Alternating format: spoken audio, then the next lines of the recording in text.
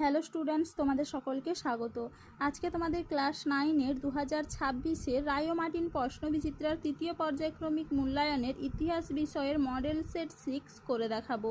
তো চলো শুরু করা যাক। তার আগে বলে দিই, তোমরা যদি চ্যানেলে নতুন হয়ে থাকো তাহলে চ্যানেলটিকে অবশ্যই সাবস্ক্রাইব করে দিবে।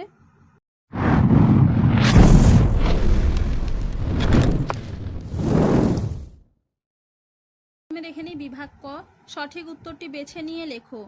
ভ্যাটিয়েম হলো অপশন এ সম্পত্তি কর। পরের প্রশ্ন কি আছে? ফরাসি বিপ্লবের ঝড়ের পাখি নামে কে পরিচিত? উত্তর হবে কি অপশন বি রুশো। পরের প্রশ্ন কি আছে? ব্রান্সউইক ছিলেন অপশন ডি প্রাশিয়ার সেনাবাহিনীর প্রধান। পরের প্রশ্ন কি আছে? দ্বিতীয় জাস্টিনিয়ান কাকে বলা হয়? উত্তর হবে কি অপশন সি নেপোলিয়নকে। পরের প্রশ্ন কি আছে? টিলসিটের সন্ধি হয়েছিল অপশন এ 1807 খ্রিস্টাব্দে। পরের প্রশ্ন কি আছে? কোন দেশে জুনটা গড়ে উঠেছিল? উত্তর হবে কি অপশন বি স্পেনে। পরের প্রশ্ন কি আছে? ভিয়েনা সম্মেলনে সভাপতিত্ব করেছিলেন অপশন এ মেটারনিক। চলো এবারে পরের প্রশ্ন কি আছে? কোন দেশে চার্টিস্ট আন্দোলন হয়েছিল? উত্তর হবে কি অপশন ডি ইংল্যান্ডে। পরের প্রশ্ন কি আছে? ইয়ং ইটালি দল কে গঠন করেছিলেন? উত্তর হবে কি অপশন বি মাতসিনি। পরের প্রশ্ন কি আছে? বৈজ্ঞানিক সমাজতন্ত্রবাদের প্রবক্তা হিসেবে পরিচিত অপশন এ কার্ল মার্কস। পরের প্রশ্ন কি আছে? ব্লাস্ট ফার্নেস কে আবিষ্কার করেছিলেন? উত্তর হবে কি অপশন বি জন স্মিটন। পরের প্রশ্ন কি আছে? কোন মহাদেশকে অন্ধকারাচ্ছন্ন মহাদেশ বলা হতো? উত্তর হবে কি অপশন সি আফ্রিকাকে। পরের প্রশ্ন কি আছে? কাউন্ট উইটে কোন জারের শাসনকালে অর্থমন্ত্রী ছিলেন? অপশন এ দ্বিতীয় নিকোলাস। পরের প্রশ্ন কি আছে? 14 দফা নীতি কে ঘোষণা করেন? Woodrow Wilson. উত্তর হবে কি অপশন ডি। ফ্যাসিবাদের রূপকার ছিলেন মুসোলিনি। উত্তর হবে কি অপশন সি। পরের প্রশ্ন কি আছে? চেম্বারলেন কোন দেশের প্রধানমন্ত্রী ছিলেন? ব্রিটেনের। উত্তর হবে কি অপশন ডি। পরের প্রশ্ন কি আছে? 1939 খ্রিস্টাব্দে ক্যাশ অ্যান্ড ক্যারি নীতি গ্রহণ করেছিল অপশন এ মার্কিন যুক্তরাষ্ট্র। পরের প্রশ্ন কি আছে? সম্মিলিত জাতিপুঞ্জ প্রতিষ্ঠিত হয় অপশন ডি 1945 খ্রিস্টাব্দে। পরের প্রশ্ন কি আছে? বিশ্বের বৃহৎ নাগরিক জনসভা কাকে বলা হয়? উত্তর হবে কি অপশন এ সাধারণ সভাকে। পরের প্রশ্ন কি আছে? জাতিপুঞ্জের সদর দপ্তর কোথায় অবস্থিত? উত্তর হবে কি অপশন ডি নিউ ইয়র্কে। এবার দেখে নি বিভাগ খ। নিম্নলিখিত প্রশ্নগুলির উত্তর দাও। উপবিভাগ এ ঠিক বা ভুল নির্ণয় করো। ষোড়শ লুইয়ের রানী ছিলেন মেরি আন্তোয়ানেত। এটা হবে ঠিক। পরের প্রশ্ন কি আছে? কাঁদিত গ্রন্থটি লিখেছিলেন রুশো। এটা হবে ভুল। পরের প্রশ্ন কি আছে? নেপোলিয়নের নেতৃত্বে ফ্রান্সে 1789 খ্রিস্টাব্দে ডাইরেক্টরির শাসনের অবসান ঘটে। এটা হবে ভুল। পরের প্রশ্ন কি আছে? আইবেরীয় উপদ্বীপের প্রধান দুটি দেশ হলো স্পেন ও পর্তুগাল। এটা হবে ঠিক। এবার দেখে নি উপবিভাগ বি। একটি বাক্যে উত্তর দাও। অরেঞ্জ রাজবংশ কোন দেশে রাজত্ব করত? উত্তর হবে কি নেদারল্যান্ডস। 1819 সালের সেপ্টেম্বর মাসে কে কার্লসবার্গ ডিক্রি জারি করেন? উত্তর হবে কি মেটারনিক। চলো এবারে পরের প্রশ্ন কি আছে? 1815 খ্রিস্টাব্দে সেফটি ল্যাম্প কে আবিষ্কার করেন? উত্তর হবে কি হামফ্রে ডেভি। পরের প্রশ্ন কি আছে? বলশেভিক বিপ্লবের নেতা কে ছিলেন? উত্তর হবে কি লেনিন। এবারে কি আছে? উপবিভাগ সি। ক স্তম্ভের সঙ্গে খ স্তম্ভ মেলাও। মার্কিন রাষ্ট্রপতি এটা হবে হুভার। হিটলার এটা হবে মেইন ক্যাম্প। ডি ডে এটা হবে মুক্তি দিবস। ব্রিটেনের পররাষ্ট্র সচিব এটা হবে আর্থার ব্যালফু। বিভাগ ই। নিম্নলিখিত বিবৃতিগুলির সঙ্গে সঠিক ব্যাখ্যাটি নির্বাচন করো।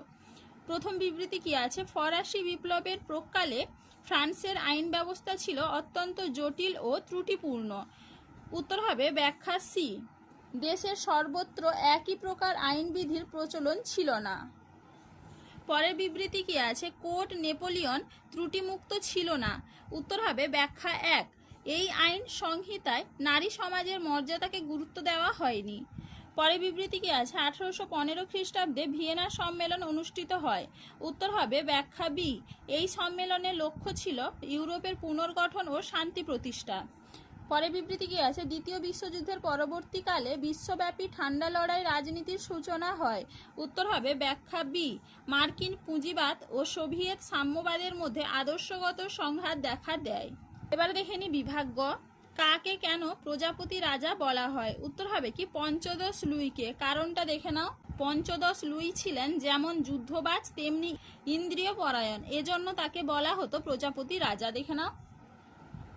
1789 খ্রিস্টাব্দে 5ই মে কে কোন শহরে জাতীয় সভার অধিবেশন আহ্বান করেন?